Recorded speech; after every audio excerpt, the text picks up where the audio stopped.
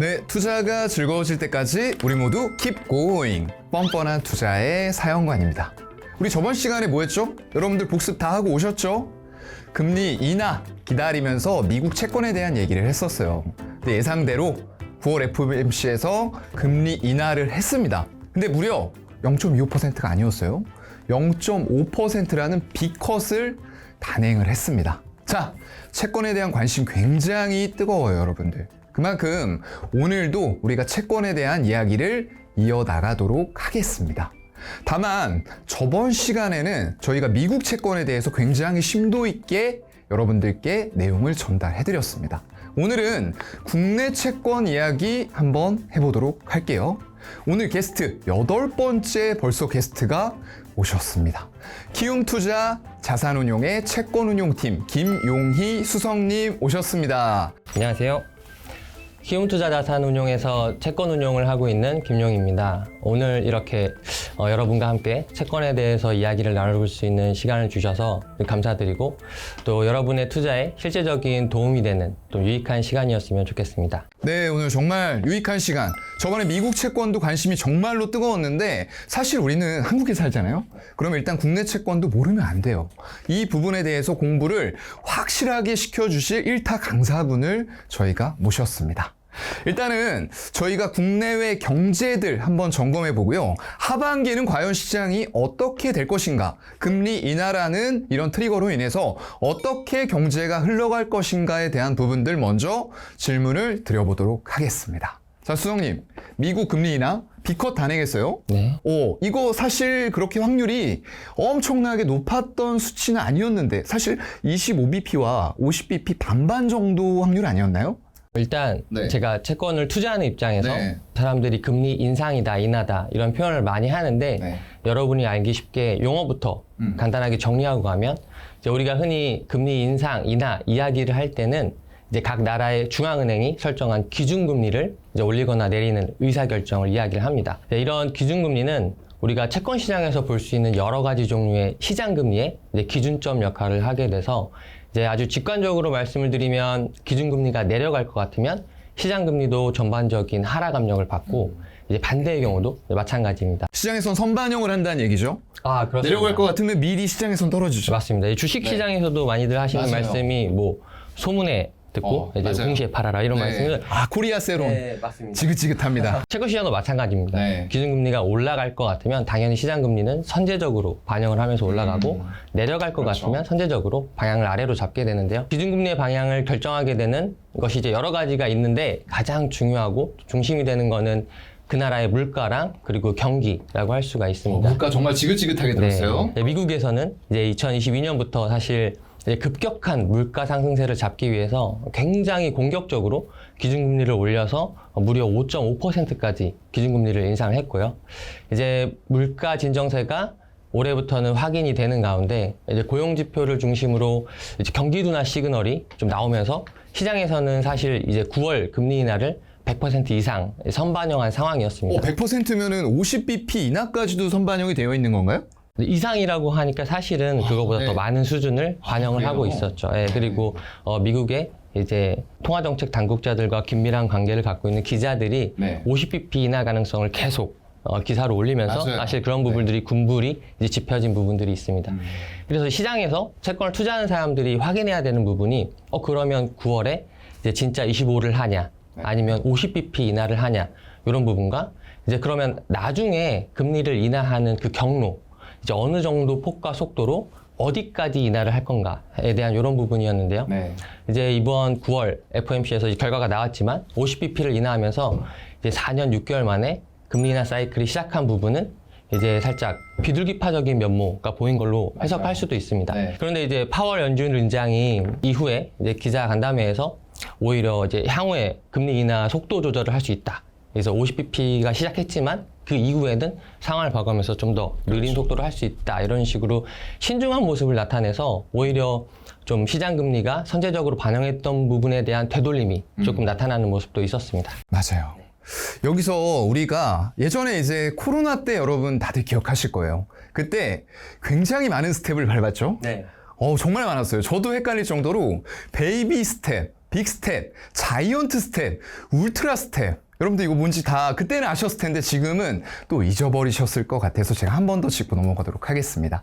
베이비 스텝은 스텝이라는 거는 앞으로 밟고 나가는 거죠. 금리를 인상하는 거예요. 근데 베이비는 0.25, 빅은 0.5. 그래서 소폭 인상한다, 대폭 인상한다.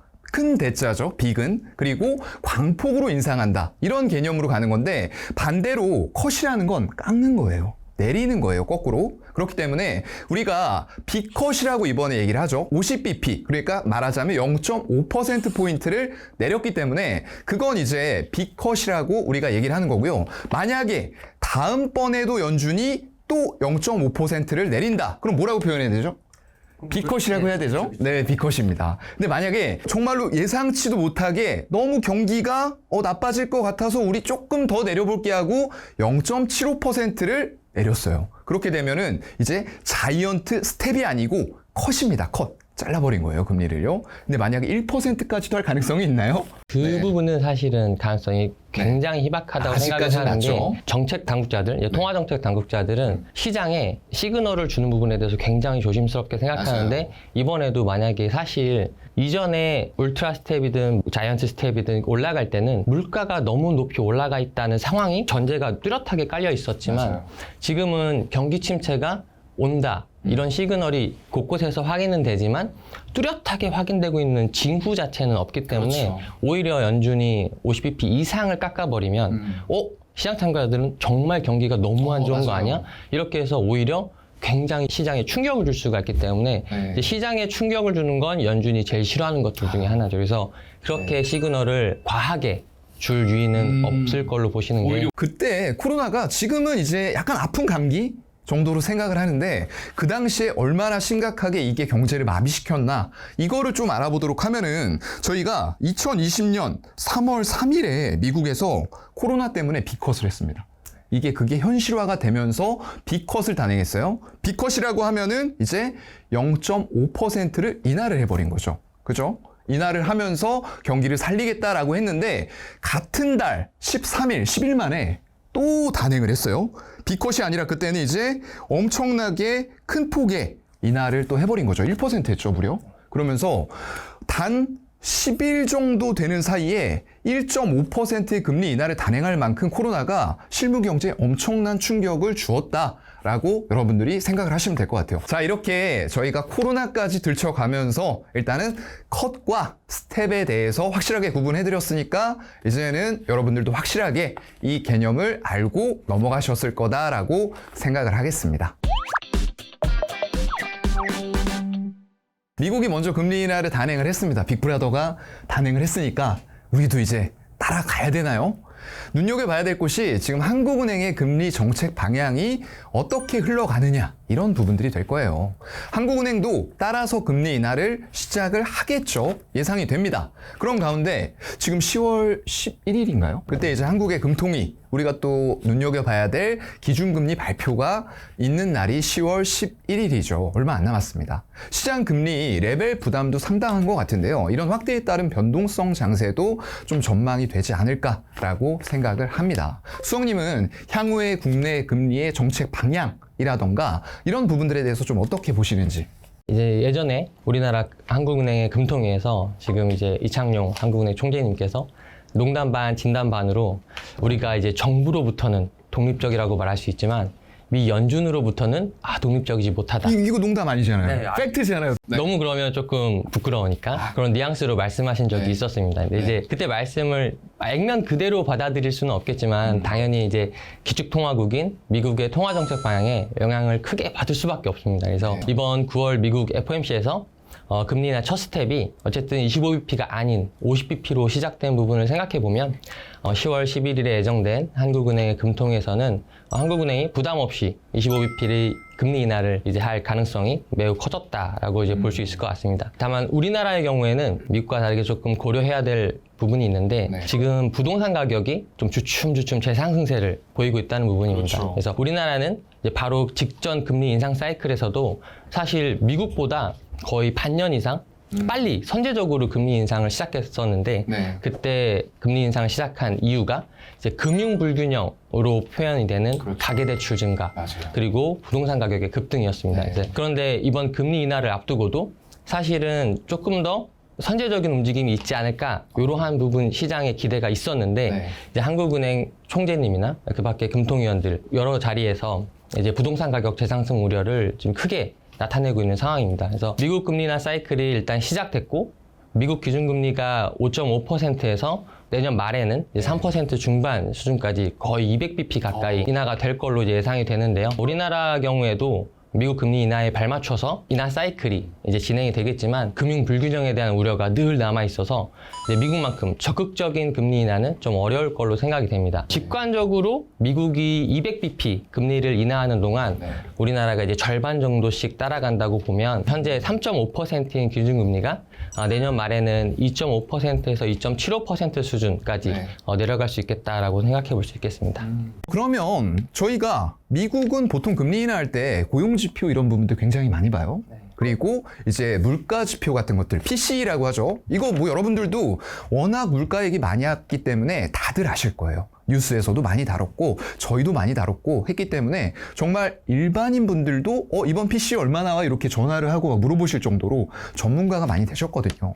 그런 부분에 있어서 약해진 미국의 고용시장 이런 것들을 어느 정도 금리 인하는 우리가 예상이 됐었습니다. 그런데 한국이 만약에 기준금리 인하를 한다라고 했을 때는 한국은행은 어떤 지표를 보고 금리를 내리나요?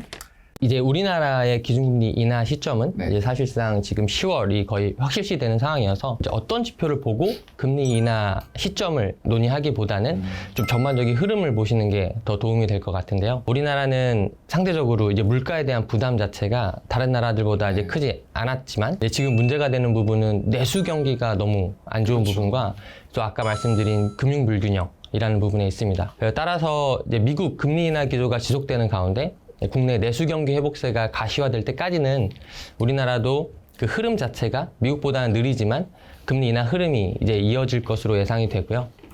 다만 앞에서 말씀드린 것처럼 지금 금리 인하 과정 중에 부동산 시장 과열 조짐이 다시 부각될 경우 이럴 경우에는 미국보다 좀 빠른 인하 사이클이 종료될 가능성도 좀 늘 염두에 두셔야 된다고 생각을 합니다. 근데 아직도 저희가 경제지표 보면은 시장 예상보다 굉장히 저조한 수치들이 계속 나오고 있어요. 그러면 시장 변동성이 계속 높아지게 되는 거죠. 그렇다가 9월은 전통적으로 또 증시가 안 좋은 이런 시기예요. 또 추석이라던가 이런 명절들이 많이 끼어 있는 시기다 보니까 뭐 물론 다른 때도 특별히 좋지는 않아요.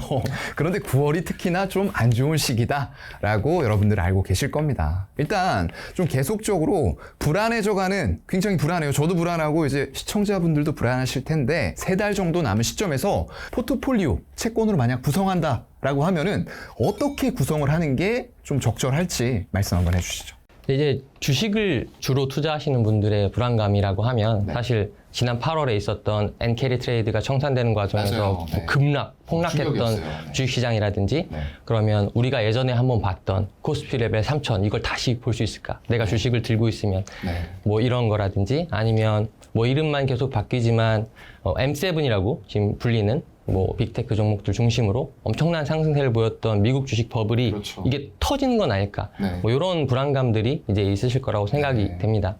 근데 이제 주식 쪽에서 불확실성이 좀 크다고 생각이 되실 때는 이제 현 시점에서는 주식보다는 방향성이 비교적 뚜렷하게 잡혀있는 채권이라는 자산에도 눈을 한번 돌려보시는 것이 좋은 선택지 가운데 하나가 될 수 있을 것 같고요. 미국이 금리 인하를 시작했고 우리나라도 다음 달에는 금리 인하를 시작할 가능성이 굉장히 높을 걸로 보이고 또 이런 국내외 금리 인하 사이클이 이제 막 시작 국면이고 이제 시기와 폭의 문제지 거의 내년 말까지는 한동안 지속될 걸로 예상이 되는 부분이 있습니다. 이런 국면에서는 여러분의 투자 포트폴리오에서 이제 좀 적극적인 채권 쪽으로의 자산 배분을 통해서 채권의 안정적인 이자 수익과 함께 또 중장기적인 금리 하락에 따른 자본 차익도 좀 충분히 확보를 하실 수 있을 걸로 생각이 됩니다. 또한 이제 본인 투자 포트폴리오에서 좀 주식 쪽으로의 쏠림이 심한 상황이라면 지금은 충분히 리스크 관리 차원에서 채권 자산에 좀 적극적인 투자를 생각해 보시는 것도 좋을 것 같습니다. 결국 수석님이 말씀하신 게 일단은 채권을 내가 하니까 채권만 하자 이건 아니에요. 적극적으로 채권이 수익을 안겨다 줄 수 있는 시기가 도래가 됐기 때문에 그런 시기에는 채권 쪽으로도 자산 배분을 하자. 우리가 계란 한 바구니에 담지 말라라고 하잖아요. 그런 것들을 계란 한 바구니에 안 담았는데 비슷한 것들끼리 담아놓으면은 그건 포트폴리오 구성을 한 게 아니에요, 여러분들. 그렇기 때문에 주식을 한다라고 하면은 채권이라던가 이런 쪽에도 관심을 갖자라는 말씀을 지금 해주신 거고요. 일단 주요하게 제가 요지를 조금 정리를 해보면은 수석님께서는 약간 긴 호흡을 가지고 시장을 바라보면서 금리 하락에 따른 자본이익을 추구하는 채권에도 중장기적인 관심을 가지고 투자를 하는 게 유효하다라고 말씀을 해주신 것 같습니다. 맞습니까? 아, 네, 맞습니다. 네, 제가 정확하게 말씀을 잘 드린 것 같고요. 저희 1부 여기서 한번 끊고 가도록 하겠습니다. 여러분들도 길게 심호흡 한번 하시고 2부에서 다시 만나요.